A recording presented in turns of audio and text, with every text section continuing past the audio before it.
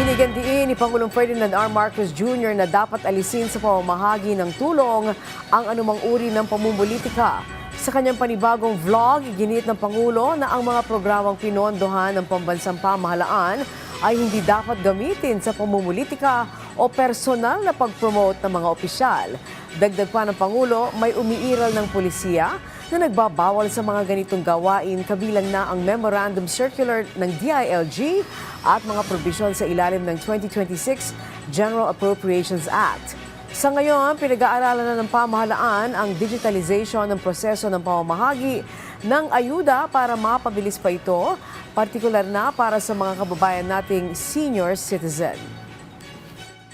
Alam niyo po, basta't ito ay mga programa ng national government, ang mga speech at iba pang pang-epal bago ng distribution, hindi na po pwede yan. Hindi pwedeng gamitin ang government services sa pamumulitika o pagpopromote ng sarili. Nakasaad na po ito sa DILG Memorandum Circular at kabilang rin sa provision ng GAA kung paano dapat gamitin ang pondo ng bayan. Bawal na po sa distribution ng tulong na nanggaling sa national government. Sa distribution naman, pinapag-usapan na ang pag-digitize ng proseso. Baka pwedeng GCash. May ibang mga LGU na gaya ng Makati na sinusubukan na ang ganitong sistema. Dapat tignan pa rin ng mga local government unit ang modelong ito. Aralin ang sistema at unti-unting maimplementa. Basta sa national government nang galing yan, mabilis na. Hindi ka na kailangan makinig sa mahabang speech ng mga politiko.